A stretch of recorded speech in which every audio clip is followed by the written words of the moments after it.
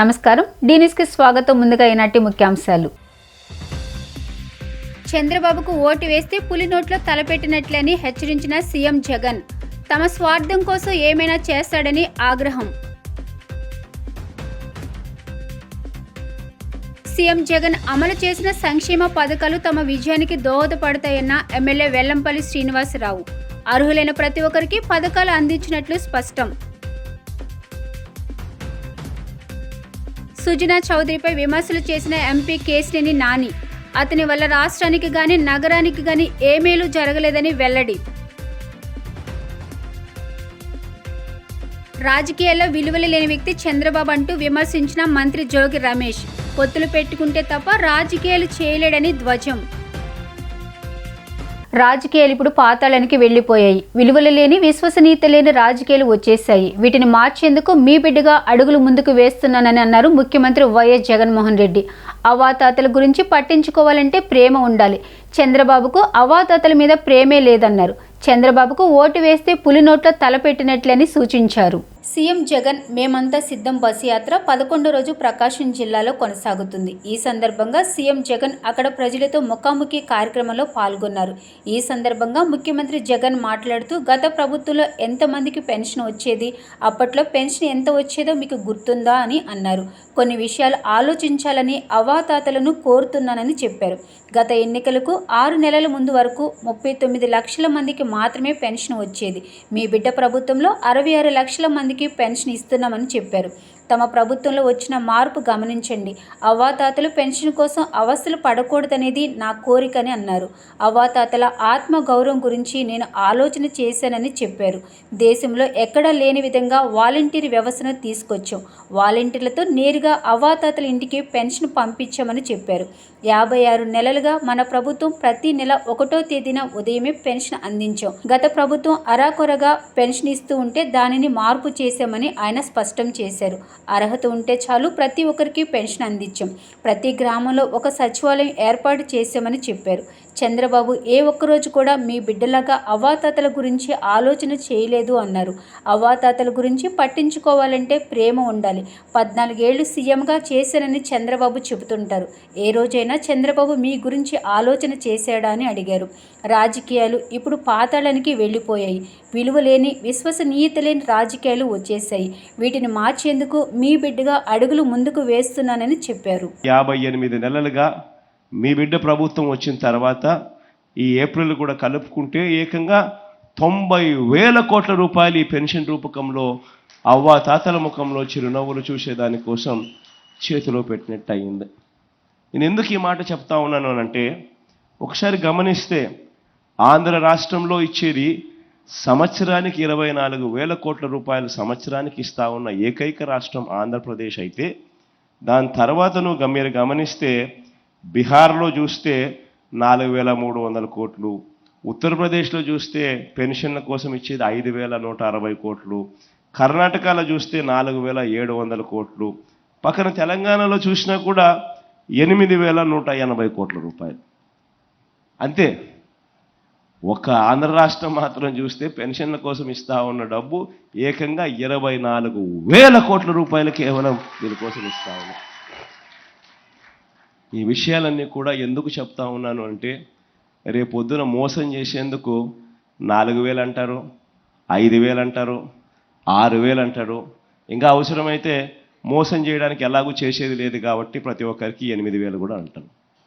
కానీ వాస్తవం ఏమిటి అని అంటే, ప్రతి ఒక్కరూ గుర్తుపెట్టుకోండి, ఏదైనా కూడా చేసేవాడు ఎవడైనా ఉన్నాడు అని అంటే, మంచి చేసే మనసు ఎవరికైనా ఉంది అని అంటే, నేను ఈరోజు గర్వంగా కూడా ఒక మాట అయితే మీ అందరికీ ఒక మాట అయితే ఇస్తా ఉన్నా.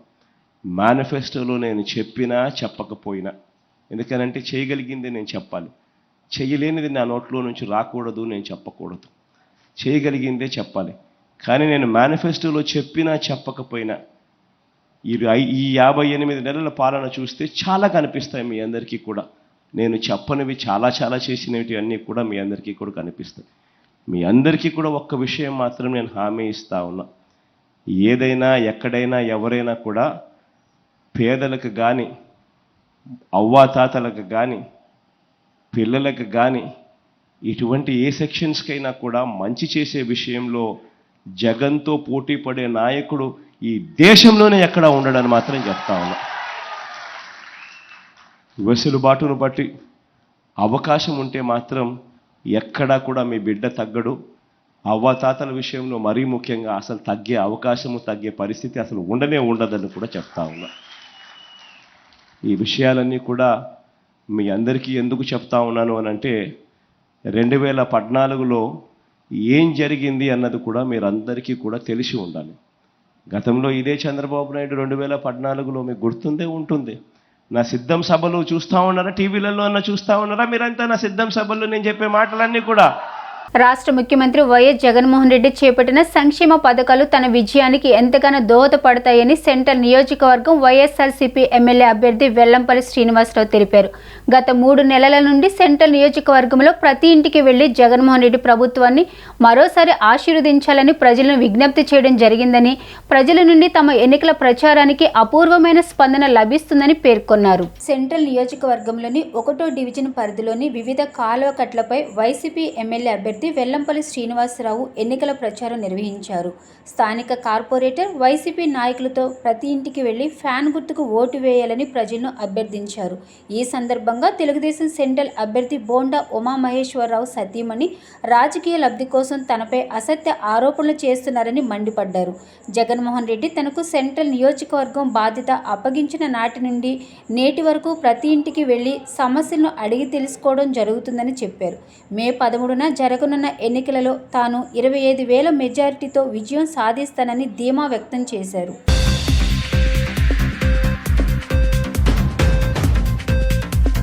1వ డివిజన్లో పర్యటన భాగంగా ఈ యొక్క ప్రాంతం అంతా కూడా పర్యటించడం జరుగుతుంది.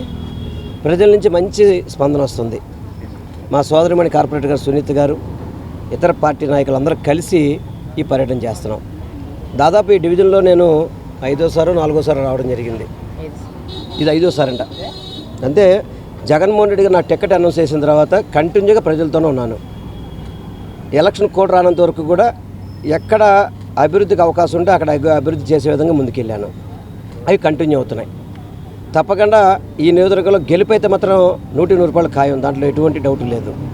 25,000 మెజార్టీ వస్తుందా, 30,000 వస్తుందా, పైన వస్తుందా అనేది తప్పకుండా మనం దాని మీద డిస్కస్ చేసుకోవాలా. అదేవిధంగా ఇక్కడున్న మైసూర్ బోండా సెంట్రల్ నియోజకవర్గంలో 2014 నుంచి 19 వరకు ఎమ్మెల్యే గుండా ఏమి ఏడవలేదు, కానీ ఇప్పుడు వచ్చి ఏదో సాధిస్తా అని చెప్తున్నాడు. నేను జనరల్గా వాళ్ళ ఇంట్లో వాళ్ళ గురించి ఎప్పుడు మాట్లాడకూడదు అనుకున్నాను, కానీ వాళ్ళు మాట్లాడిన తర్వాత సమాధానం చెప్పకపోతే అర్థం కాని పరిస్థితి అవుతుంది. పాప వారి సతీమణి గారు వీరి కోసం తిరుగుతున్నారు ఓట్లేయమని. తప్పులేదు, ఎందుకంటే భార్యగా తప్పులేదు. భర్తని తప్పులు చేసినా కూడా భార్య బరాయిస్తుంది, తప్పదు, అది లోక సహజం అది. అంతే తప్ప అతను తప్పు చేస్తే ఆమె సహిస్తుంది కదా అని చెప్పని మిగతా వాళ్ళు సహించే పరిస్థితి ఉండదు. అమ్మ గుర్తుపెట్టుకో తల్లి, నీ వరకు భర్త కాబట్టి తప్పు చేసిన నువ్వు భరిస్తావు తప్ప ప్రజలు భరించరు. అటువంటి వాళ్ళని భరించమని మాత్రం నువ్వు చెప్పబాకు.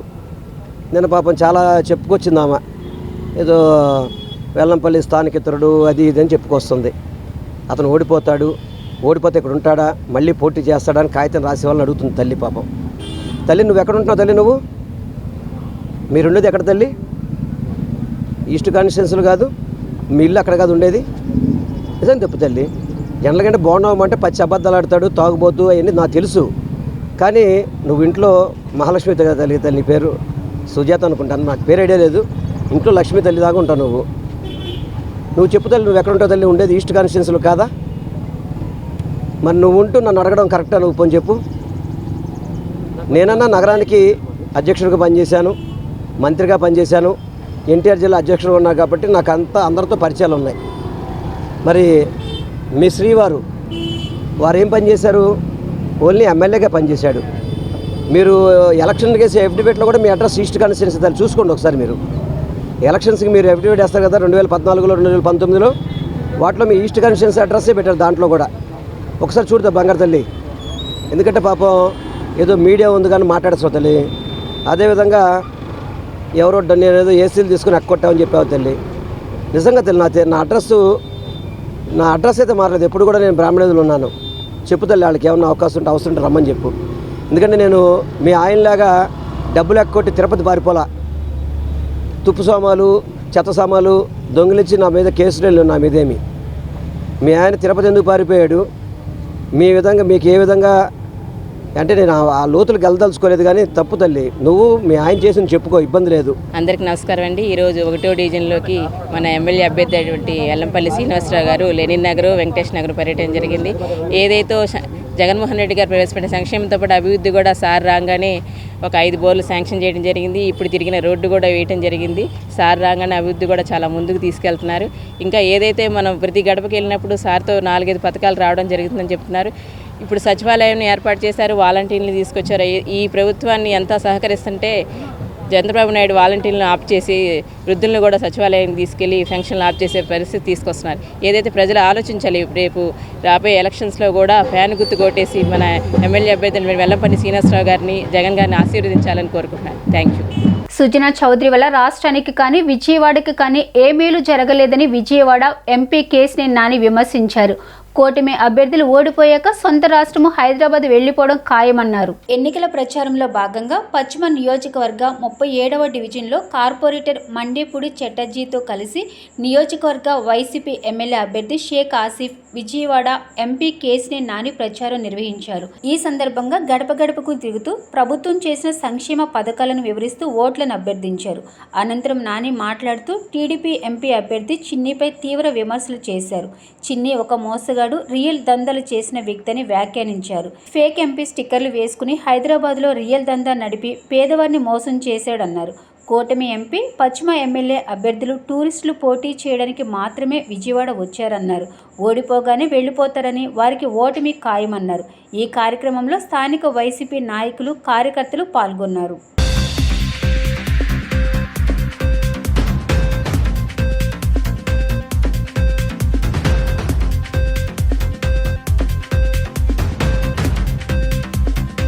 డివిజన్లో వైఎస్ఆర్సీపీ గెలుపు కోసం ఆసిఫ్ గారు, ఇక్కడ ఎమ్మెల్యే అభ్యర్థి వైఎస్ఆర్సీపీ ఎమ్మెల్యే అభ్యర్థి ఆసిఫ్ గారు, నేను ప్రచారం చేస్తున్నాం. స్పందన బాగుంది. ముఖ్యంగా ఇక్కడ పోటీ చేసేటువంటి బీజేపీ అభ్యర్థి ఎక్కడి నుంచో వచ్చాడు, హైదరాబాద్ నుంచి. 12 ఏళ్ళు రాజ్యసభ చేశాడు, 3 ఏళ్ళు కేంద్ర మంత్రిగా ఉన్నాడు. కానీ ఆయన వల్ల ఈ విజయవాడ వెస్ట్కి కానీ, విజయవాడకు కానీ, కృష్ణా జిల్లాకు కానీ, కనీసం ఈ రాష్ట్రానికి కానీ జరిగినటువంటి మేలేమీ లేదు. అట్లాగే ఆయన వ్యవహారాలు చక్కబెట్టుకుంటూ చంద్రబాబు నాయుడు యొక్క బ్రోకర్గా వ్యవహరిస్తూ మరి ఆ కార్యక్రమాలు మాత్రమే చూసేవాడు. సో అట్లాగే ఏదో సొంత విమానాల్లోనూ, రోల్స్ రాయిస్ కార్లోనూ తిరిగితే ఈ సందుల్లో ఇక్కడ తిరిగే పరిస్థితి లేదని తెలియక పాపం ఇక్కడికి వచ్చాడు. మా ఆసిఫ్ భాయ్ అఖండ విజయంతో గెలవడం ఖాయం. ఏదైతే ఈ బీజేపీ అభ్యర్థి సుజనా చౌదరి ఉన్నాడో భారీ మెజార్టీతో మా ఆసిఫ్ భాయ్ గెలుస్తాడు. అతను ఓడిపోవడం కూడా ఖాయం అని చెప్పి సందర్భంగా తెలియజేస్తాడు. సార్, కేశినేని నాని అంటే నమ్మకం కాదు అమ్మకం అంటున్నారు సార్. సుజనా చౌదరి దీని మీద కమెంట్ చేస్తారు సార్. ఏమన్నాడు కేశినేని నాని? నా ఆస్తులు నేను అమ్ముకున్నా, తప్పేంటి? చాలా బాగా, నేను బ్యాంకులు నమ్మలేదు కదా. సుజనా చౌదరి లేక బ్యాంకులు నమ్మలేదు, సుజనా చౌదరి లేక దొంగ కంపెనీలు నమ్మలేదు. నా ఆస్తులు నేను అమ్ముకున్నాను. నిజంగానే నమ్మకం. ఎందుకంటే నమ్మకం పెంచుకోవడం కోసం అమ్మకం పెట్టుకున్నాను. నా ఆస్తులు అమ్ముకుని నేను ప్రజాసేవ చేస్తున్నాను. కాబట్టి నిజంగానే కరెక్ట్గా చెప్పాడు కదా, బ్యాంకు దొంగ కరెక్ట్గా చెప్పాడు కదా. మాట అన్నది మీ సరే, ఎవరైనా కానీ ఇప్పుడు కరెక్ట్గా చెప్పారు వాళ్ళు, తప్పేం చెప్పలా. ఇప్పుడు నేను నా నమ్మకాన్ని నిలబెట్టుకోవడం కోసం నా ఆస్తులు అమ్ముకున్నా, ప్రజాసేవ కోసం. మీ అందరూ తెలుసుగా, మీడియాకి తెలీదా నేనేం అమ్మాను? నా ఆస్తులు తప్ప అమ్మలేదు, ప్రజల ఆస్తులు అమ్మలేదు. కేశినేని నాని పేరు చెప్పుకుని రియల్ ఎస్టేట్ మోసాలు చేయలేదు. కేశినేని బ్రాండ్ పెట్టుకుని ఏదైతే ఇప్పుడు టీడీపీ ఎంపీ అభ్యర్థి ఉన్నాడో నా పేరు పెట్టుకుని, నా బ్రాండ్ పెట్టుకుని, కేశినేని నాని తమ్ముడిని నేను, కేశినేని డెవలపర్స్ అని పెట్టి కొన్ని 100 మందిని మోసం చేశాడు. బ్లాక్ అమౌంట్ తీసుకుని అన్నీ బయటకు వస్తాయి. ఎలక్షన్ వస్తే అన్నీ బయటకు వస్తాయి. అందరికీ నమస్కారం. ఈరోజు విజయవాడ పశ్చిమ నియోజకవర్గం 37వ డివిజన్లో గడప గడప కార్యక్రమం చేయడం జరిగింది. ఈ యొక్క గడప గడప కార్యక్రమానికి స్థానిక కార్పొరేటర్ అయిన మండిపూడి చటర్జీ గారు, అలాగే స్థానిక జైన్ కార్పొరేషన్ చైర్మన్ మనోజ్ కొఠారి గారు, అలాగే డివిజన్ అధ్యక్షులు బుజ్జి గారు, వివిధ కార్పొరేషన్ డైరెక్టర్లు, చైర్మన్లు, కార్పొరేటర్లు, అలాగే పార్టీ అనుబంధ సంఘాల నాయకులు, అభిమానులు పాల్గొనడం జరిగింది.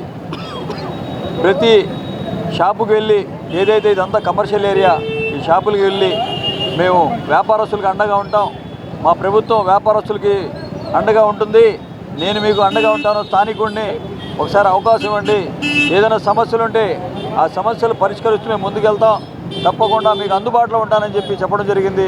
ప్రతి ఒక్కళ్ళు కూడా సానుకూలంగా స్పందించి మాకు జగనన్న ప్రభుత్వం వచ్చిన తర్వాత అన్ని విధాలుగా ఆదుకుంటున్నారు.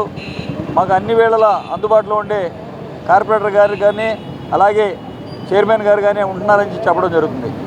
మరి ఏదైతే అవసరాలు ఉన్నాయో అవసరాలకు అనుగుణంగా మేము ముందుకెళ్తున్నాం. వైఎస్ఆర్ కాంగ్రెస్ పార్టీ వచ్చిన తర్వాత అనేక అభివృద్ధి సంక్షేమంతో ముందుకెళ్తున్నాం.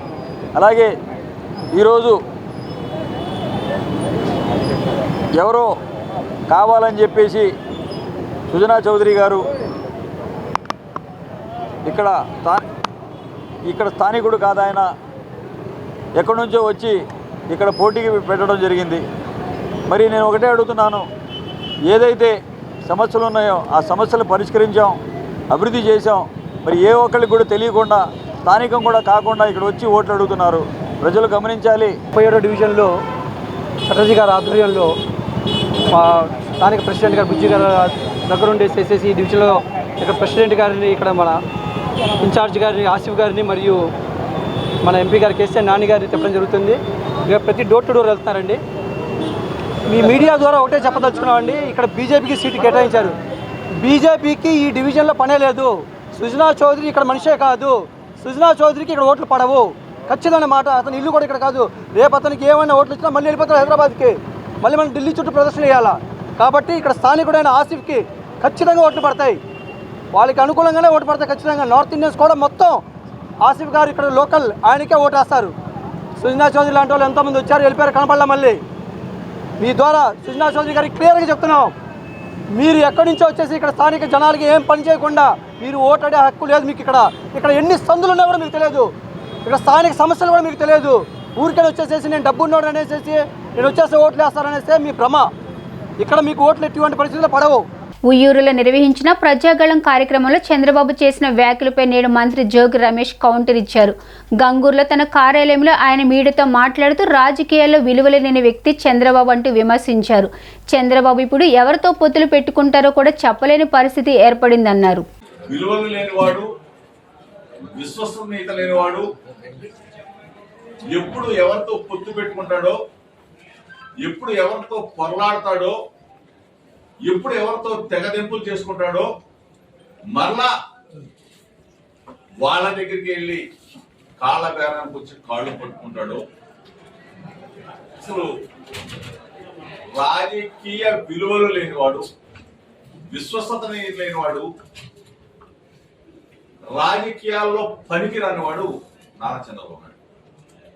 నారా చంద్రబాబు నాయుడు ముఖ్యమంత్రి పదవి కోసం పోరాటం చేయట్లా, ముఖ్యమంత్రి పదవి కోసం పోటీ పట్ల. నారా చంద్రబాబు నాయుడు పోటీ పడేదల్లా కుప్పంలో ఎమ్మెల్యేగా గెలవటం కోసం మాత్రమే ఆరాట పడుతున్నాడు తప్ప, ఎప్పుడో తెలుసు చంద్రబాబు నాయుడికి నేను ముఖ్యమంత్రి కాలేను కాబట్టి చంద్రబాబు నాయుడు పవన్ కళ్యాణ్ ఇద్దరు కలిసినా గెలవలేరు కాబట్టి ఢిల్లీ పోయి బీజేపీ పంచన చేరిన పరిస్థితిని మనం ఒకసారి గమనించాం. ఈరోజు చంద్రబాబు నాయుడు వచ్చాడు, ఏదో పిచ్చి కోతలు కూసాడు. దమ్ముంటే, ధైర్యం ఉంటే నాతో చర్చకురా. ఈ రోజున నువ్వు నీ మామని చంపితే నువ్వు ముఖ్యమంత్రి అయ్యావేమో వెన్నుపోటు పొడిచేసి, నేను నిక్కర్లు వేసుకున్న దగ్గర నుంచి రాజకీయాల్లో ఉన్నా. కృష్ణా జిల్లాలో యువజన కాంగ్రెస్ దగ్గర నుంచి ఎన్నికల సమయంలో ప్రచారం చేస్తుంటే ప్రజల నుంచి వస్తున్న స్పందన ఆనందంగా ఉందని 7వ డివిజన్ కార్పొరేటర్ మాధురి అన్నారు. తూర్పు నియోజకవర్గం వైసీపీ అభ్యర్థి దేవినేని అవినాష్ విజయాన్ని కాంక్షిస్తూ 7వ డివిజన్ ప్రజాశక్తి నగర్లో స్థానిక కార్పొరేటర్తో కలిసి ఆమె ప్రచారం నిర్వహించారు. ఈ సందర్భంగా గడప గడపకు తిరుగుతూ వైసీపీ హయాంలో జరిగిన అభివృద్ధి సంక్షేమాన్ని వివరించారు. దేవినేని అవినాష్ ఆదేశాల మేరకు ప్రతి ఒక్కరిని కలిసి వారి సమస్యలు అడిగి తెలుసుకుంటున్నామని, వారికి అండగా ఉంటున్నామని చెప్పారు.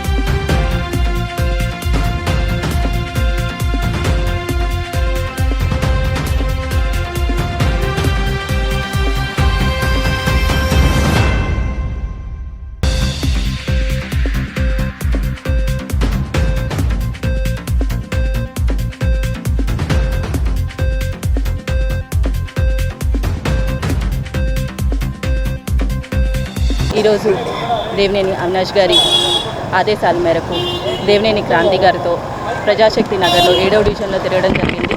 ఈరోజు ప్రజా స్పందన చూసుకున్నట్టయితే వైఎస్ఆర్సీపీకి ఎంత స్పందన, అపార్ట్మెంట్ ఏరియాల్లో కూడా ఎంత స్పందన వస్తున్నారో ప్రజలు చూసి మేము ఎంతగానో సంతోషిస్తున్నాం. వైఎస్ఆర్సీపీ అంటేనే అభివృద్ధి సంక్షేమ పథకాలతో 2 విధాలుగా ముందుకు వెళ్తున్నాం. మన దేవినేని అవినాష్ గారికి అత్యధిక మెజారిటీతో 7వ డివిజన్లో గెలిపించి ఆయన్ని తూర్పు నియోజకవర్గ గడ్డకి ఎమ్మెల్యే చేసుకుంటామని ప్రజలే తెలియజేసిన పరిస్థితిలో మేము ఎంతగానో సంతోషంగా కార్యకర్తలందరం కలిసి తిరగడం జరిగింది. దాడి చేసిన వారిని వదిలిపెట్టి తనపై పోలీసులు కేసు నమోదు చేయడం దారుణమని, దీనిపై పోలీసు ఉన్నతాధికారులు స్పందించి తగు చర్యలు తీసుకోకుంటే తాను న్యాయ పోరాటానికి సిద్ధంగా ఉన్నానని తెలుగుదేశం వాణిజ్య విభాగం రాష్ట్ర అధ్యక్షుడు డూండి రాకేష్ తెలిపారు.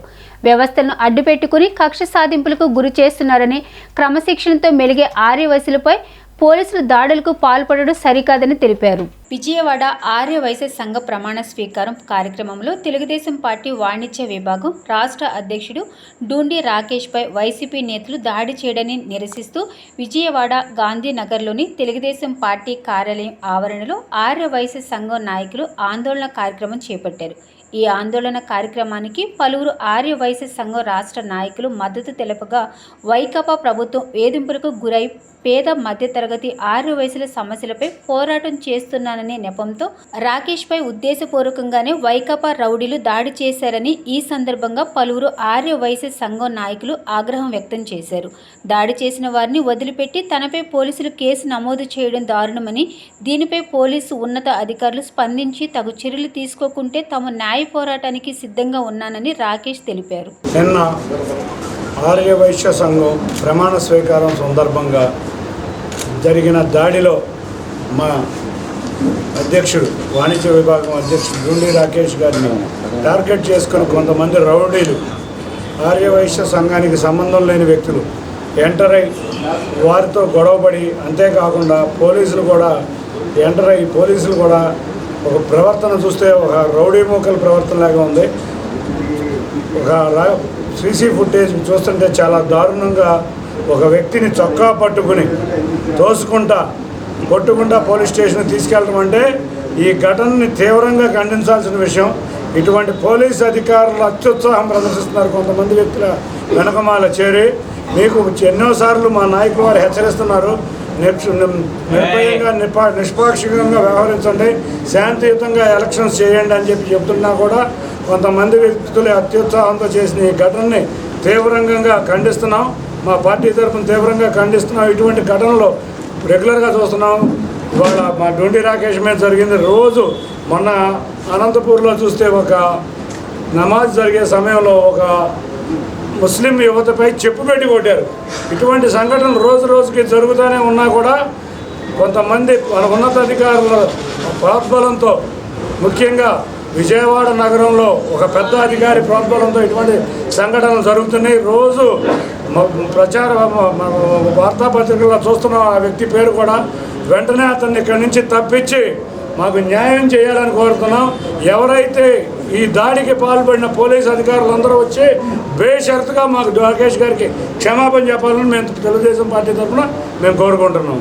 ఏదైతే నిన్న ఆర్యవైశ్య సంఘం విజయవాడ అర్బన్ జిల్లా ఆర్యవైశ్య సంఘం నూతన అధ్యక్షుడు ప్రమాణ స్వీకారానికి అధ్యక్షులు వారే, నూతనంగా ఎన్నికైన అధ్యక్షులు వారే స్వయంగా వచ్చి మాజీ శాసనసభ్యులు ఆర్యవైశ్య బంధు బోండా ఉమామహేశ్వరరావు గారిని కార్యక్రమానికి పిలవడం జరిగింది. ఈ కార్యక్రమానికి మేము అందరం కూడా వారి ఆహ్వానం మేరకు అమ్మా కళ్యాణ మండపానికి వస్తే వెల్లంపల్లి శ్రీనివాస్ అనే వ్యక్తి, ఒక పనికిమాలిన ఒక వ్యక్తి వారి వర్గాన్ని అక్కడ పెట్టి మా వైశ్యుల్లో చీలిక తీసుకురావడానికి వారి చేత మా మీద దాడి చేయించి మీటింగ్ జరుగుతున్న టైంలో భయభ్రాంతులకు గురి చేసి బెదిరించి అనవసరంగా సంఘ విద్రోహ చర్యలు చేసే విధంగా నినాదాలు ఇచ్చి మమ్మల్ని అందరినీ కూడా స్టేజ్ కిందకి లాగి మా మీద దాడి చేయబోయారు. పోలీసు వారు మాకు రక్షణగా ఉండి ఆపాల్సింది పోయి 10 నిమిషాల నుంచి 15 నిమిషాలు అక్కడ ఉన్న బోండా ఉమా గారి సమయంలో అనేక రకాల పోలీసులందరూ కూడా ఎంటర్ అయ్యారు. ఎంటర్ అయ్యి వాళ్ళని ఆపకుండా ఇమీడియట్గా స్టేజ్ మీద ఉన్న మమ్మల్ని ఆపేయాలని, వెళ్ళిపోవాలని మమ్మల్ని డిమాండ్ చేయడం జరిగింది. వారికి మేము గౌరవం ఇచ్చి మేము దిగి వెళ్ళిపోతూ ఉంటే బోండా ఉమా గారిని వారి కార్యక్కి పంపించారు. నేను బయటకు వస్తానుంటే నిర్దాక్షిణంగా నా చొక్కా పట్టుకొని అందరి ముందు నన్ను చొక్కా పట్టుకొని కారు లాక్కుంటూ వెళ్ళి జీబులో వేసి జీబులో పోలీసు వారు అనఫీషియల్గా మ్యాన్ హ్యాండ్లింగ్ చేయడం జరిగింది. యూనిఫామ్ లేని పోలీసుల్ని జీబెక్కించి నాతో వచ్చేటప్పుడు కనీసం కానిస్టేబుల్ కూడా రాలా. యూనిఫామ్ లేని పోలీసులు మాత్రం నా జీబులో వచ్చారు. నా మీద మ్యాన్ హ్యాండ్లింగ్ చేసి నన్ను స్టేషన్లో వదిలేసి ఇమీడియట్గా వారు అక్కడి నుంచి వెళ్ళిపోయారు మ్యాన్ హ్యాండ్లింగ్ చేసిన వాళ్ళు. ఆ తర్వాత వచ్చిన పోలీసు అధికారులకి మేము క్లియర్గా చెప్పాం. ఏసీపీ గారికి కానీ, సిఐ గారికి కానీ, డీసీపీ గారికి కూడా చెప్పాం. మేము కంప్లైంట్ కూడా ఇచ్చాం. అయినా సరే వారు ఇప్పటి వరకు కూడా గొడవ చేసిన వాళ్ళ మీద యాక్షన్ తీసుకోవాలా, మమ్మల్ని ఇబ్బంది పెట్టిన మీద యాక్షన్ తీసుకోవాలా, నన్ను మాత్రం ఇబ్బంది పెట్టే విధంగా మ్యాన్ హ్యాండ్లింగ్ చేసి ఈరోజు నా మీద ఏదో కేసు పెట్టాలని నేను శాంతియుతంగా ఉదయం 9:30 నుంచి 5:30 దాకా తక్కువ మంది జనంతో 144 సెక్షన్ ఉందని మాకు కూడా తెలుసు. చట్టాన్ని మేము గౌరవిస్తాం. టీడీపీ, జనసేన, బీజేపీ పొత్తులో భాగంగా జనసేన పార్టీకి అన్యాయం చేశారని పోతిన వెంకట మహేష్ సంచలన వ్యాఖ్యలు చేశారు. రాజకీయ కుట్రలో భాగంగా జనసేనను నాశనం చేశారని మండిపడ్డారు. పవన్ కళ్యాణ్ అసమర్థత వలన మేము కూడా నష్టపోయామని చెప్పారు. 1 టౌన్లోని కోమల విలాస్ సెంటర్ వద్ద తన నివాసంలో పోతిన మహేష్ మీడియాతో మాట్లాడారు.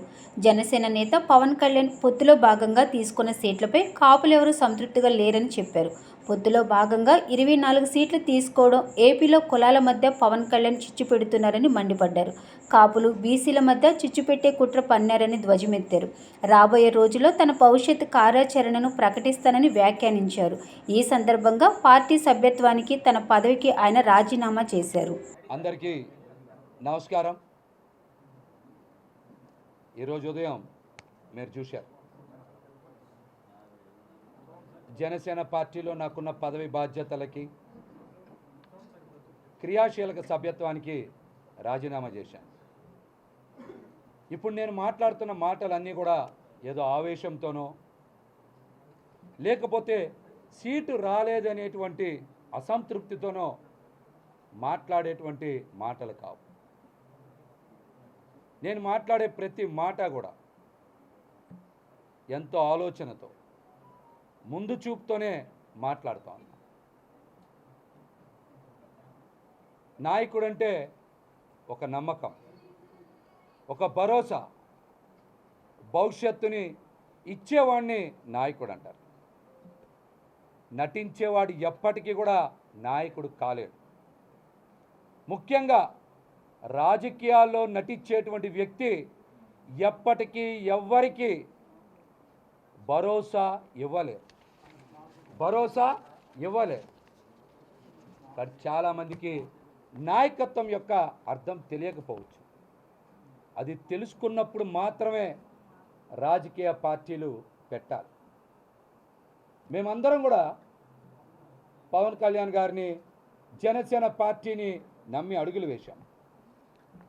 కొత్త తరానికి బాటలు వేస్తారని విశ్వసించాం.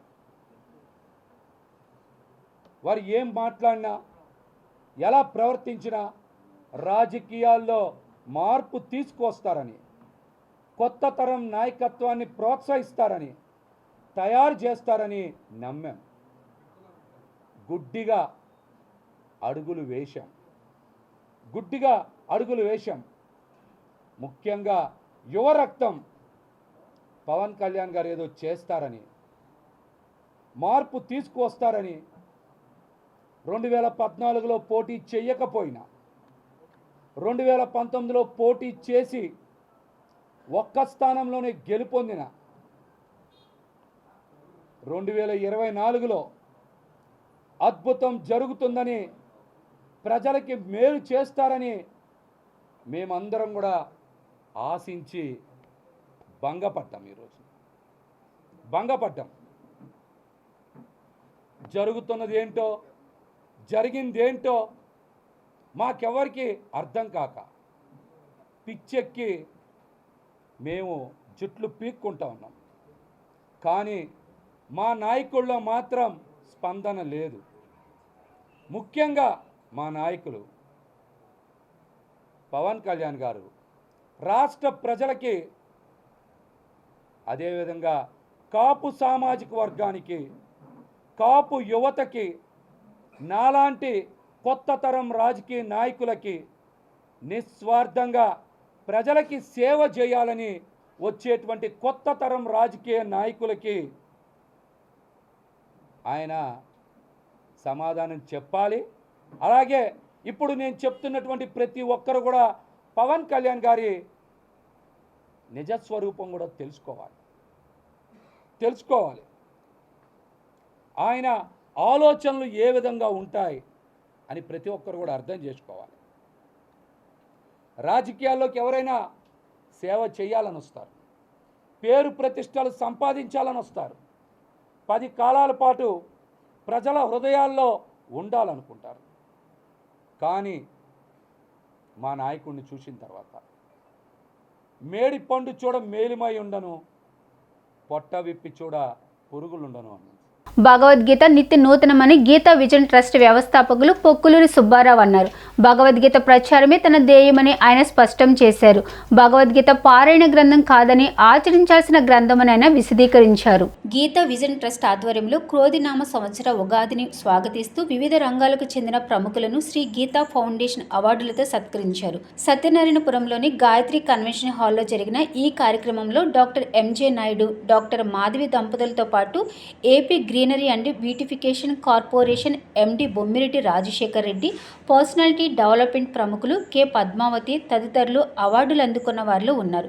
ఈ సందర్భంగా ఏర్పాటైన సభలో గీతా సుబ్బారావు మాట్లాడుతూ భగవద్గీత ప్రచారమే తన జీవిత ధ్యేయమని స్పష్టం చేశారు. భగవద్గీత గొప్పతనాన్ని నేటి తరానికి చేసేందుకు 700 శ్లోకాలను ఆంగ్లంలోకి అనువదించానని ఆయన వివరించారు. భగవద్గీత పారాయణ గ్రంథం కాదని ఆచరించాల్సిన గ్రంథమని విశదీకరించారు. విశ్వవ్యాపితంగా వినితికెక్కిన భగవద్గీతను తెలుసో తెలియకో ప్రతి వ్యక్తి తన జీవితంలో ఆచరిస్తూనే ఉంటారని ఆయన ఉదాహరించారు. సభలో walkers club governor Chinnam Ramakrishna, senior పాత్రికేయులు వివిఆర్ కృష్ణంరాజు, వావిలాల రజనీకాంత్ శర్మ, అన్నపూర్ణ తదితరులు పాల్గొన్నారు. ఈ సందర్భంగా అవార్డు గ్రహీతలు తమ స్పందనను తెలియజేశారు.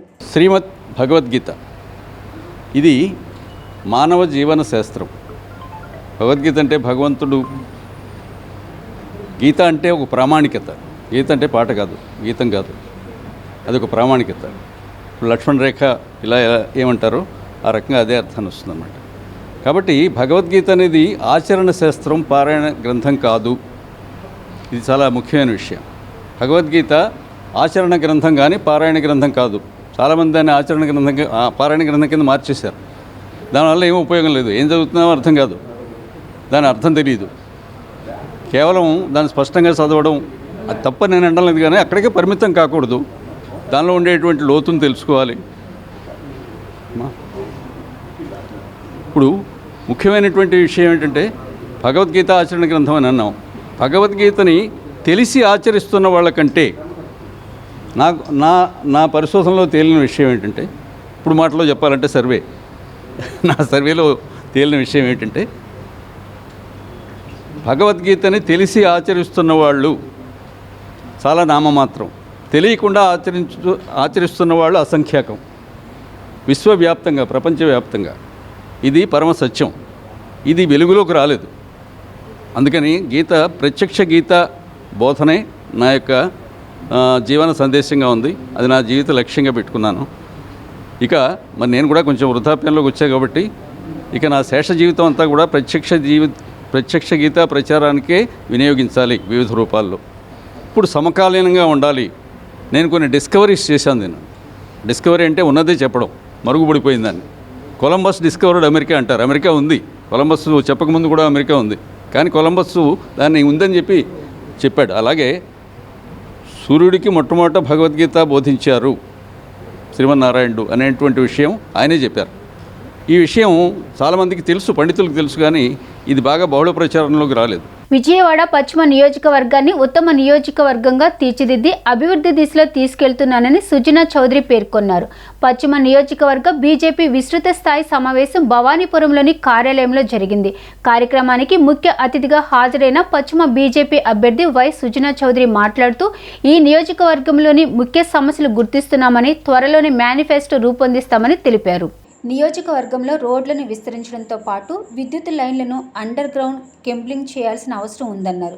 ప్రత్యర్థి పార్టీలపై విమర్శలకు ప్రాధాన్యత ఇవ్వకుండా అభివృద్ధి మంత్రమే ధ్యేయంగా ముందుకు సాగుతామని చెప్పారు. అయోధ్య రామాలయం తరహాలో ఇంద్రకీలాద్రిని అభివృద్ధి పరుస్తామని హామీ ఇచ్చారు. ప్రజాస్వామ్యంలో కుల ప్రాతిపదికన కాకుండా పార్టీ ఆదేశాల మేరకే ఇక్కడ నుంచి పోటీ చేస్తున్నట్లు తెలిపారు. ఏపీలో ఈ 5 ఏళ్ల పాలన పీడకల లాంటిది కాబట్టి కష్టాల నుంచి గట్టెక్కాలంటే కూటమిని గెలిపించాలని పిలుపునిచ్చారు. నేను పుట్టింది కంచికచర్లైనా నా సొంత ఇల్లు విజయవాడలోనే ఉంది. నేను ఇక్కడే ఉంటాను, ప్రజలకు అందుబాటులో ఉంటానని హామీ ఇచ్చారు.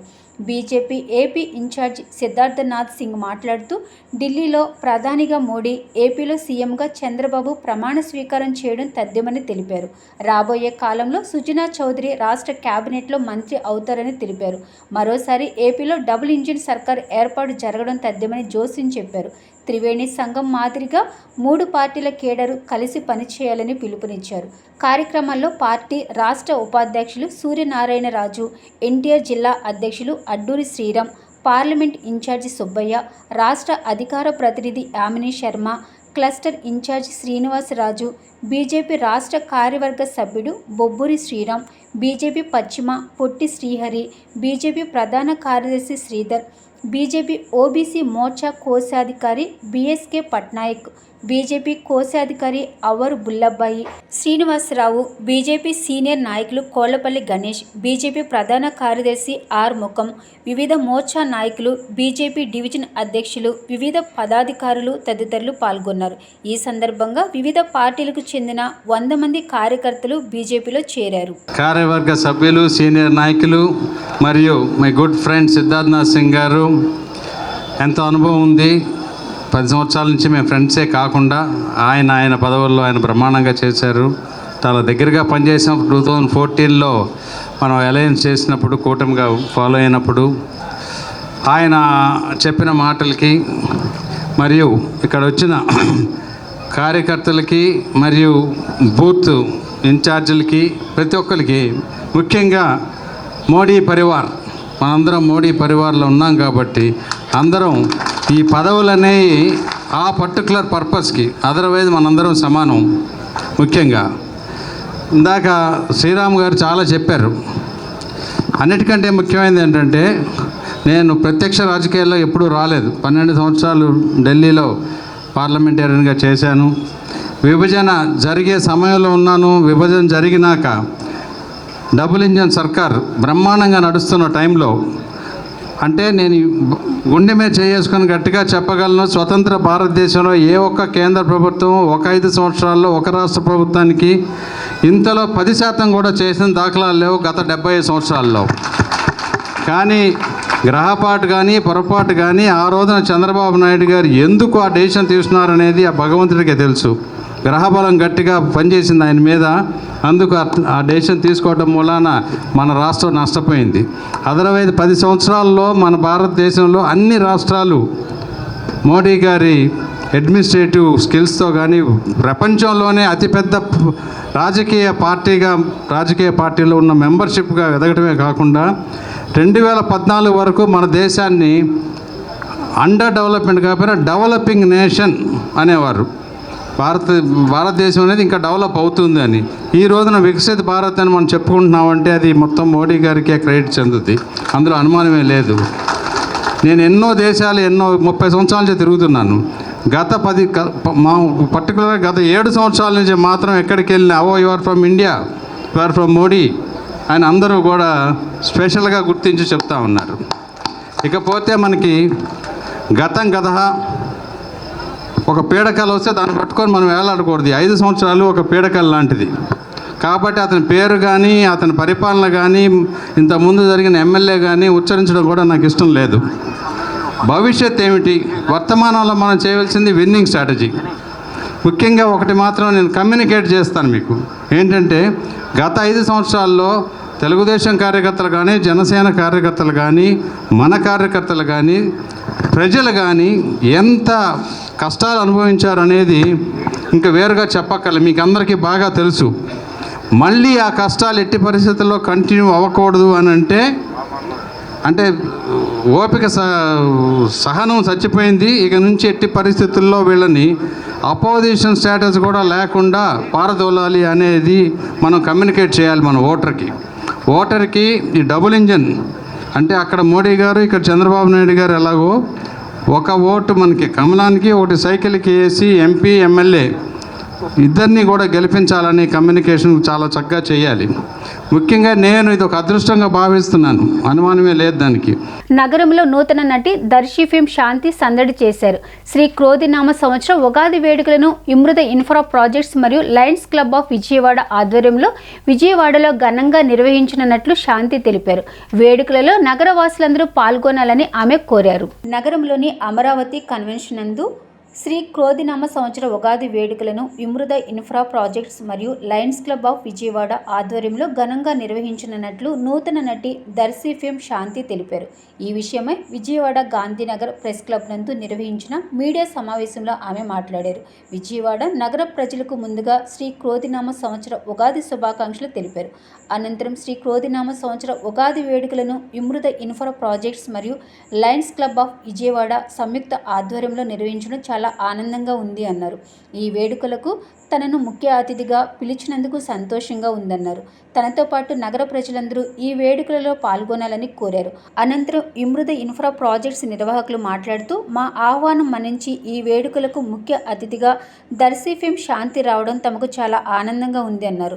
ప్రతి సంవత్సరం లాగానే ఈ సంవత్సరం కూడా ఉగాది వేడుకలను తమ సంస్థ మరియు లయన్స్ క్లబ్ విజయవాడ ఆధ్వర్యంలో నిర్వహించడం ఆనందంగా ఉందన్నారు.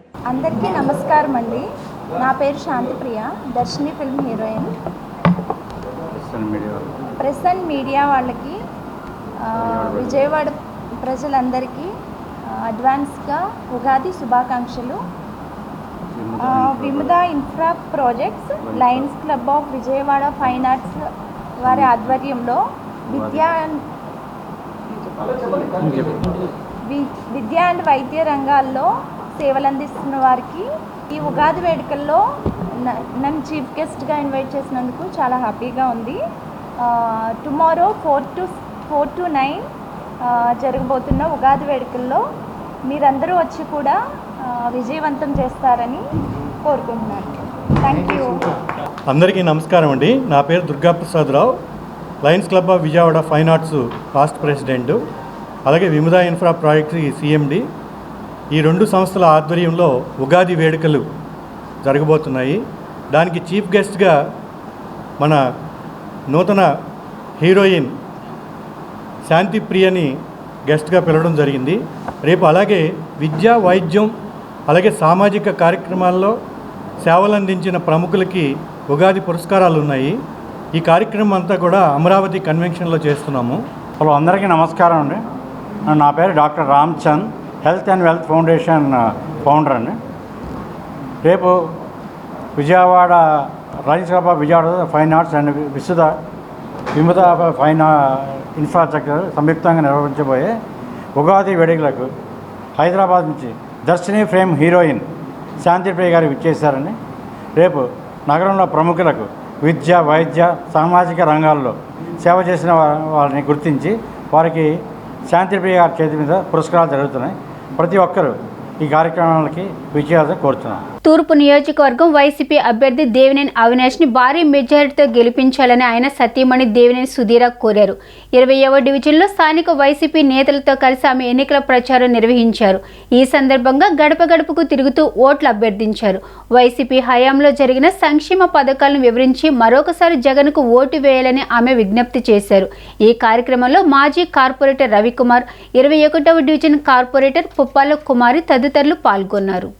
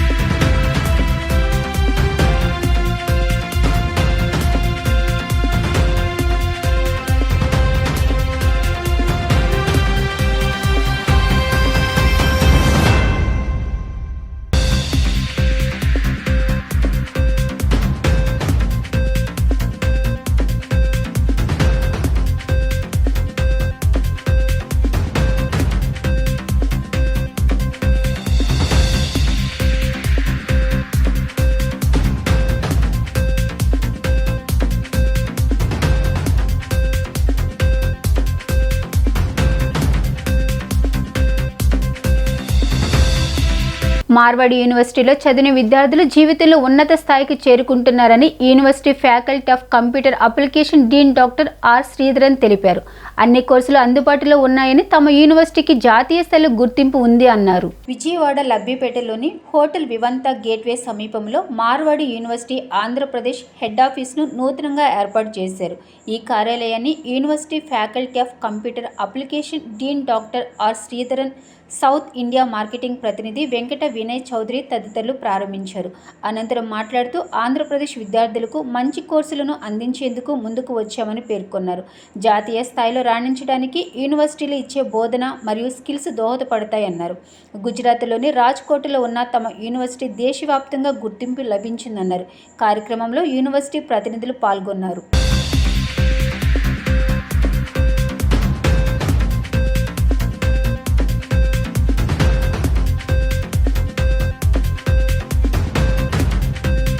Thank you very much for inviting me to inaugurate this particular branch of Marwadi University for the admission cum information support of the students of Andhra Pradesh, particularly belonging to the Vijayawada region.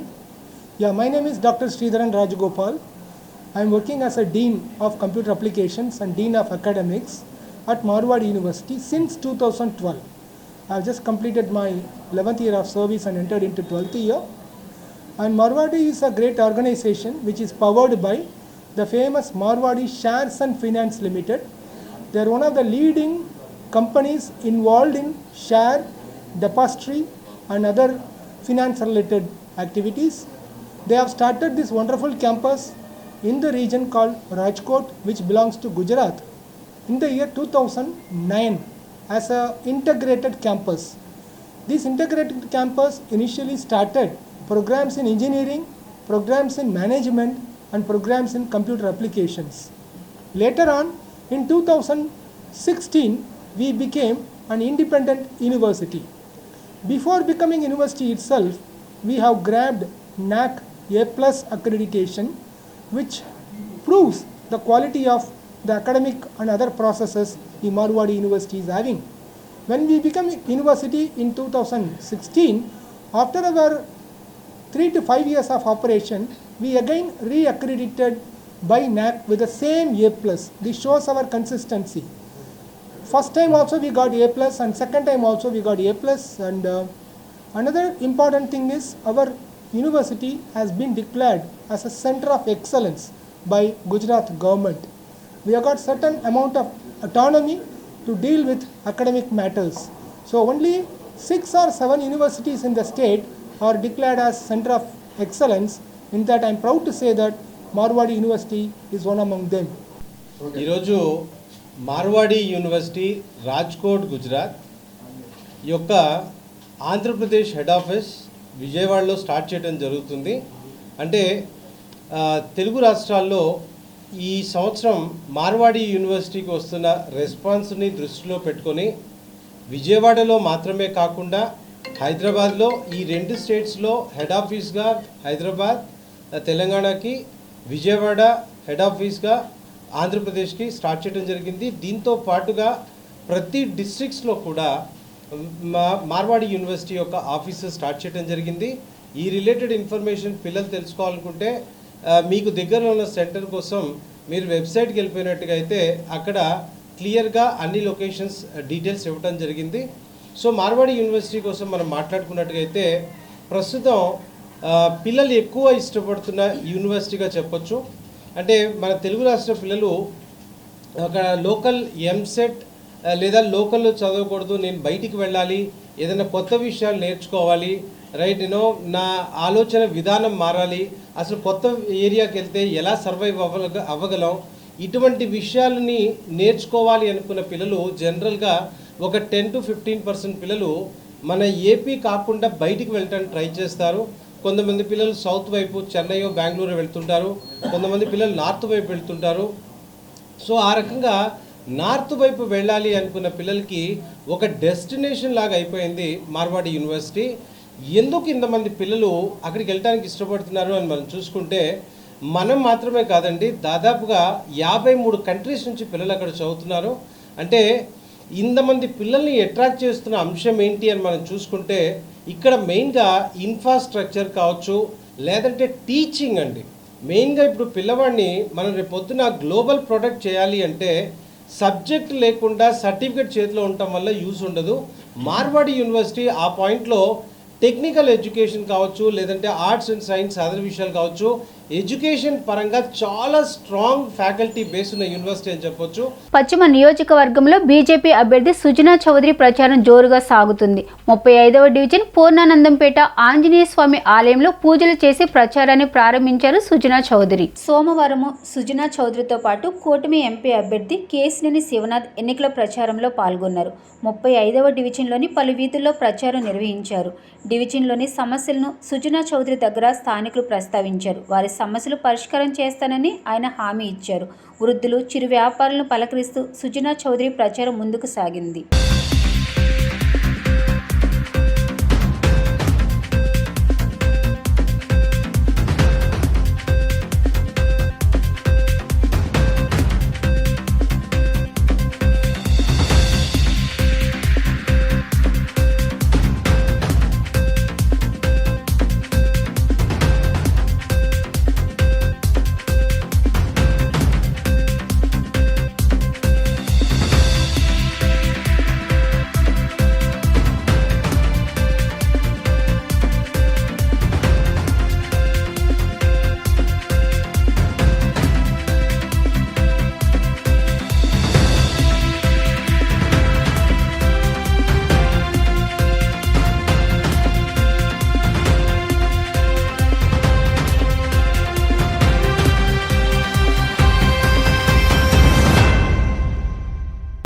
బ్రహ్మరథం పడతా ఉన్నారు. దాంతో నాకు అమాయకత్వంతో కానీ దేనితోనైనా 10 సంవత్సరాలు ఆ మనిషి ఇంత అసూయపడడం అనేది నేను తెలుసుకోలేకపోయాను. ఈరోజు ఏంటంటే ఆయనకు వణుకొచ్చింది. ఆయన గురించి నేను మాట్లాడతాం అనవసరం. ఎందుకంటే ఒక ఎంపీ నియోజకవర్గంలో 7 నియోజకవర్గాలు ఎమ్మెల్యే ఉంటాయనేది మర్చిపోయాడు ఆయన. ఒక్క పశ్చిమే. ఎందుకంటే ఇప్పుడు ఎక్కడికి వెళ్ళినా east or west, north are south, west is the best candidates ఉన్నారు. డబుల్ ఇంజిన్ నడుస్తుంది ఇక్కడ. అక్కడ మోడీ గారు, చంద్రబాబు నాయుడు గారు రాబోతున్నారు. ఇక్కడ కేసినేని చిన్ని గారు, నేను ఎమ్మెల్యే అవబోతున్నాం. అందులో ప్రజలు ఆశీర్వదిస్తున్నారు, అందులో డౌటే లేదు. భగవంతుడు ఆశీస్సులు ఉన్నాయి, మాకు ప్రజాదేవులు ఉన్నాయి. ఇక్కడ చూస్తూ ఉంటే ఇక్కడ మౌలిక సదుపాయాలు ఇంత గౌరవంగా ఉంటే 10 సంవత్సరాలు ఎంపీ తల ఉంచుకోవాలి ఎవరైనా సిగ్గుచేటుతో. ఎమ్మెల్యేలు కానీ ఎంపీలు కానీ ప్రజాస్వామ్యంలో ప్రజానాయకులుగా వచ్చి ప్రజలకు ఏం చేసాము అని చూపించాలంటే ఇప్పుడు నా అందరూ నేను ఉంది. సూర్యచంద్రులు ఉన్నంత వరకు పలానప్పుడు పలానా ఎమ్మెల్యే పలానా ఎంపీ గారి ఆధ్వర్యంలో మన పశ్చిమ నియోజకవర్గం ఈ విధంగా మార్పు జరిగింది అని ఒక మార్పు రావాలి, ఒక మార్క్ పడాలి అనే ఆశతో నేను ప్రజల దగ్గరికి వెళ్ళి అడుగుతా ఉన్నాను ఓటు. అది గ్యారంటీగా భగవంతుడి చల్లతో చేసి చూపెడతాం. అది కేంద్ర ప్రభుత్వం రాష్ట్ర ప్రభుత్వం అన్నీ ఎలా అనుసంధానం చేయాలి, కార్పొరేట్ సోషల్ రెస్పాన్సిబిలిటీ దేశంలో ఉన్న కంపెనీలందరి దగ్గరికి వెళ్ళి సిఎస్ఆర్ నిధులు కూడా తీసుకొచ్చి, ఎందుకంటే వేడి నీళ్ళకి చన్నీళ్ళు జోడిస్తేనే మనకి మంచి నీళ్ళు తయారవుతాయి తాగటానికి. విజయవాడ పశ్చిమ నియోజకవర్గంలో నేను మా ఎమ్మెల్యే అభ్యర్థి తెలుగుదేశం, భారతీయ జనతా పార్టీ, జనసేన బలపరిచిన ఎంపీ అభ్యర్థి కింద నేను, మా సుజనా చౌదరి గారు మాజీ కేంద్ర మంత్రి వర్యులు కలిసి ప్రచారం మొదలుపెట్టాం. ఈ 35వ డివిజన్లో, ముఖ్యంగా ఈ 35వ డివిజన్ బాగా వెనుకబడిన ప్రాంతం. ఈ ప్రాంతం అభివృద్ధి చేయాలని సుజనా చౌదరి గారు గట్టి కంకణం కట్టుకున్నారు. తప్పకుండా వారి నాయకత్వంలో ఈ ప్రాంత అభివృద్ధిలో మరొక కోణం చూడబోతున్నాం. ఎందుకంటే ఎన్నో సమస్యలు 2014 నుంచి 19 దాకా రాష్ట్రం ఎదుర్కొంటున్న ఎన్నో సమస్యలు వారు కేంద్ర మంత్రి కింద ఉండి ఎన్నో సమస్యలు పరిష్కరించారు.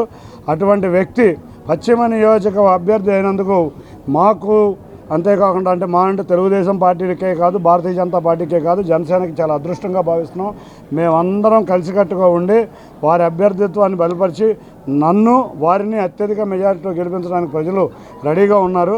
మా కార్యకర్తలు, నాయకులు అయితే ఎప్పుడెప్పుడు చంద్రబాబు నాయుడు గారిని ముఖ్యమంత్రిగా చూద్దాం, ప్రధానిగా నరేంద్ర మోడీ గారిని చూడబోతున్నామని ఆతృతగా ఎదురు చూస్తున్నారు. వారిద్దరి నాయకత్వంలో డబుల్ ఇంజన్ సర్కార్ బ్రహ్మాండంగా ఆంధ్రప్రదేశ్ని అభివృద్ధి చేస్తుందని మేమందరం తలుచుకుంటే ఎప్పుడెప్పుడు ఆ ప్రభుత్వం వస్తుందని అందరం తప్పకుండా ఎదురు చూస్తున్నాం. సెంట్రల్ నియోజకవర్గ వైసీపీ అభ్యర్థి వెల్లంపల్లి శ్రీనివాస్ విజయాన్ని కాంక్షిస్తూ అతని సతీమణి 32వ డివిజన్లో ఎన్నికల ప్రచారం నిర్వహించారు. ఈ సందర్భంగా గడప గడపకు వెళ్లి ఓట్లను అభ్యర్థించారు. ఓటర్లను కలిసిన ఆమె వైసీపీ హయాంలో జరిగిన అభివృద్ధి గురించి వివరించారు. ఇచ్చిన మాట ప్రకారం పాలన చేసిన ఘనత జగన్కు సొంతమని ఆమె గుర్తు చేశారు.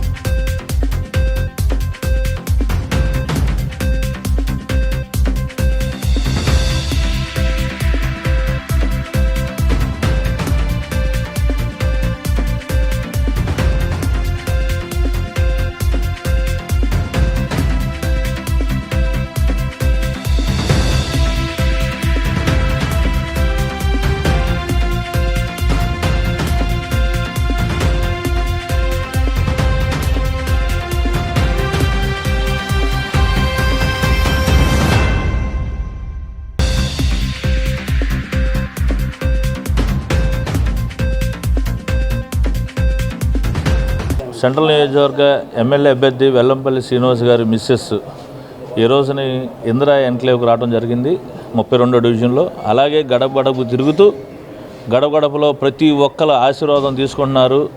ప్రతి ఒక్కరి దగ్గరికి వెళ్తుంటే నీరాజనాలు పలుకుతున్నారు. ఈ రోజుని మీరు చేసిన సర్వీస్ కానీ మీ వ్యవస్థ కానీ చాలా బాగుంది. ఈ రోజుని ఇక్కడ టీడీపీ కార్పొరేటర్ ఉన్నప్పుడు ఇక్కడ లాస్ట్ టైం వీళ్ళందరూ టీడీపీకి ఓట్లు వేసామండి, మోసపోయాం, మాకేం చేయలేదు.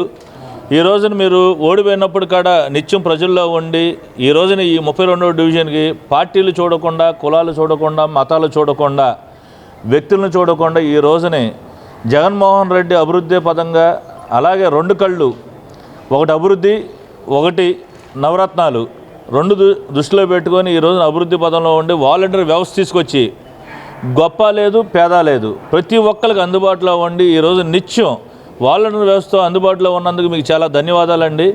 మీరు నిత్యం వాలంటీర్ వచ్చి పలకరిస్తున్నారు, అలాగే సర్వీస్ ఇస్తున్నారు, గృహసారథులను పెట్టారు, కన్వీనర్లను పెట్టారని చెప్పేసి ప్రతి ఒక్కరు ఆశీర్వదిస్తున్నారు. అలాగే ఈ రోజున మేడం గారు ఇంటింటికి వస్తుంటే, మేడం గారు మీరు చెప్పినా చెప్పైనా మా ఓటు మీ ఫ్యాన్ గుర్తుగా వేస్తాము, మీరు ఎలాగో మీరు అందుబాటులో ఉంటున్నారు కాబట్టి ఈసారి మేము కంపల్సరీ మంచి మెజారిటీతో గెలిపించుకుంటాం అంటున్నారు. అలాగే ఈ డివిజన్ ప్రజలందరికీ మేము ఒకటే విజ్ఞప్తి చేస్తున్నాం, మేము ఎలాగైతే అభివృద్ధి చూస్తున్నామో, ఎలాగైతే మేము పార్టీలు రంగులు చూడలే, ఇక్కడ అభివృద్ధి ఒకటే ముందు జయంగా పెట్టుకొని పథకాలు ప్రతి ఒక్క పేదవాడికి అందాలనే ఉద్దేశంతోనే మేము ఎలాగే అభివృద్ధి పదంలో ఉన్నామో అలాగే మేము కూడా ఈసారి మీ అందరికీ ఓట్లేసి మంచి మెజార్టీతో గెలిపిస్తూ ఉన్నారు.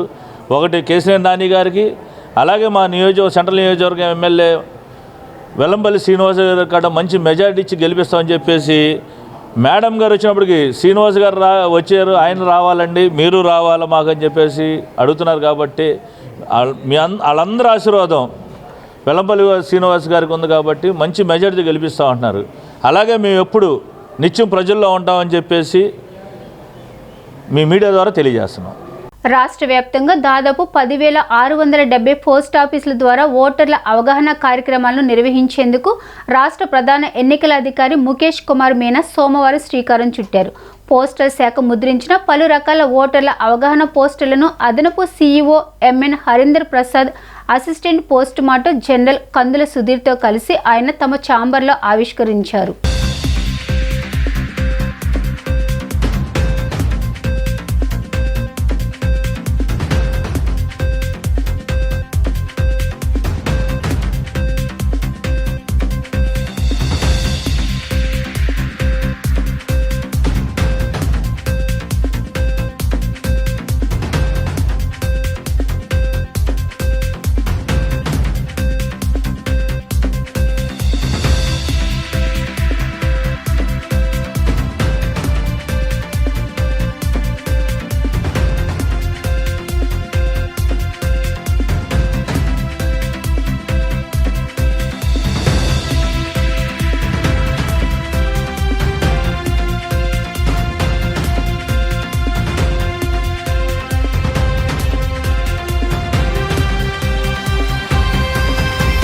రానున్న ఎన్నికలలో కేంద్రంలోనూ రాష్ట్రంలోని ఇండియా కూటమి మిత్రపక్షాలను గెలిపించాలని ఆంధ్రప్రదేశ్ రైతు సంఘాల సమన్వయ సమితి రాష్ట్ర అధ్యక్షులు వడ్డే శోభనాద్రీశ్వరరావు పిలుపునిచ్చారు. బీజేపీ హయాంలో పడిన కష్టాలను గుర్తుంచుకోవాలని ఆయన సూచించారు. విజయవాడ గాంధీనగర్ ప్రెస్ క్లబ్ నందు నిర్వహించే మీడియా సమావేశంలో ఆయన మాట్లాడారు. కేంద్ర రాష్ట్ర ప్రభుత్వాలు రైతులకు తీవ్ర అన్యాయం చేస్తున్నాయని మండిపడ్డారు. రైతులకు సరైన ఆదాయం లేక ఆత్మహత్యలు చేసుకుంటున్నారని ఆవేదన వ్యక్తం చేశారు. కేంద్రంలోని మోడీ ప్రభుత్వం దాదాపు 146 కోట్ల రూపాయలు కార్పొరేట్ కంపెనీలకు రుణాలు ఇచ్చిందని, రైతులకు ఏమాత్రం రుణాలు ఇవ్వడం లేదని మండిపడ్డారు. రానున్న ఎన్నికలలో కాంగ్రెస్ పార్టీ, వామపక్ష పార్టీలు రైతులకు హామీలు ఇచ్చారని తెలిపారు. బీజేపీ పార్టీ తన తోక పార్టీని గద్దెదింపాలని పిలుపునిచ్చారు. మోడీ హటావో, దేశ్ బచావో అని నినదించారు. మా ఆంధ్రప్రదేశ్ రైతు సంఘాల సమన్వయ సమితి సమావేశం జరిగింది. ఆంధ్రప్రదేశ్ రైతు సంఘాల సమన్వయ సమితి దాదాపు 2017 సంవత్సరం నుంచి పనిచేస్తూ ఉంది. మన రాష్ట్రంలో ఉన్నటువంటి వివిధ రైతు సంఘాలు ఇందులో పాల్గొంటూ ఉన్నాయి. ఢిల్లీలో పార్లమెంటు స్ట్రీట్లో మొదట్లో all India Kisan Sangharsh coordination committee పేరు మీద దాదాపు 250 రైతు సంఘాలు రైతాంగం యొక్క ప్రధానమైన డిమాండ్లు రైతుల ఆర్థిక పరిస్థితి మెరుగుపడి సమాజంలో గౌరవప్రదంగా జీవించగలగాలంటే డాక్టర్ ఎంఎస్ స్వామినాథన్ కమిషన్ సూచించినట్లుగా సమగ్ర పంటల ఉత్పత్తి వ్యయానికి చట్టబద్ధత కల్పించి ఎంఎస్పి నిర్ణయించాలి. అప్పుడే సరైన ధర రైతుకు లభించినట్టు అవుతుంది. అట్లాగే ప్రకృతి వైపరీత్యాలు, ధరల్లో ఒడిదుడుకులు, చీడపీడలు వీటన్నిటి వలన పంటలు దెబ్బతిని రైతులు నష్టపోయి కట్టలేని పరిస్థితుల్లో బ్యాంకుల యొక్క రుణాలని, బకాయిల్ని ఒక్కసారి రుణమాఫీ చేయాలని, కేరళ రాష్ట్రంలో ఉన్నట్టుగా రైతు రుణ ఉపశమన చట్టాన్ని తీసుకురావాలని ఒక కీలకమైన దిశకు చేరుకున్నది. గత ఆగస్టులో ఢిల్లీలో జరిపినటువంటి 540 రైతు సంఘాలు 500 పైగా ట్రేడ్ యూనియన్లు వాటి అనుబంధ సంఘాల జాయింట్ సదస్సులో ఈ బీజేపీని గద్దె దించడం ద్వారా మాత్రమే ఈ హక్కులను సాధించుకోగలం అనే నిర్ణయానికి వచ్చినాయి. ఆ నిర్ణయానికి వేదిక ఈరోజు తయారైంది రాబోయే పార్లమెంట్ ఎన్నికలు. ఈ పార్లమెంట్ ఎన్నికల్లో బీజేపీని గద్దె దించాలనే కృత నిశ్చయంతో దేశవ్యాప్తంగా గత నెల 14వ తారీఖున దేశవ్యాప్తంగా గ్రామీణ బంద్ నిర్వహించడం జరిగింది. అదే రోజున ట్రేడ్ యూనియన్స్ అన్నీ కూడా కార్మిక సమ్మె నిర్వహించినాయి. ఆ తర్వాత భగత్ సింగ్ వర్ధంతి సందర్భంగా దేశవ్యాప్తంగా కూడా నిరసన కార్యక్రమాలు నిర్వహించి పిలిపివ్వటం జరిగింది. అంటే మోడీని గద్దె దించడం ద్వారానే దేశాన్ని రక్షించుకోగలమని, వ్యవసాయ రంగాన్ని కాపాడుకోగలమని, వ్యవసాయ రంగాన్ని కాపాడుకోవటం ద్వారానే 145 కోట్ల మంది ప్రజల ఆహార భద్రతకి రక్షణ కల్పించగలమని రైతు సంఘాల సమన్వయ సమితి భావిస్తోంది. అందులో భాగంగానే రాబోయే నెల రోజుల్లో ఆంధ్ర రాష్ట్రంలో కూడా ఎన్నికలు రాబోతూ ఉన్నాయి. దేశవ్యాప్తంగా ఇప్పటికే ఎన్నికలు జరుగుతున్న రాష్ట్రాల్లో సంయుక్త కిసాన్ మోర్చా పెద్ద ఎత్తున ప్రచారం నిర్వహిస్తుంది. బీజేపీ దాని మిత్రుల్ని ఓడించడానికి ఏ రైతాంగ ప్రయోజనాల కోసమైతే డిమాండ్ పెట్టామో ఆ డిమాండ్లు అంగీకరించినటువంటి ఇండియా కూటమిని గెలిపించడానికి ఇప్పటికే ముమ్మరమైన ప్రచారం కార్యక్రమం జరుగుతూ ఉంది. వార్తలు ముగించే ముందు ముఖ్యాంశాలు మరొకసారి. చంద్రబాబుకు ఓటు వేస్తే పులి నోట్లో తలపెట్టినట్లని హెచ్చరించిన సీఎం జగన్. తమ స్వార్థం కోసం ఏమైనా చేస్తాడని ఆగ్రహం.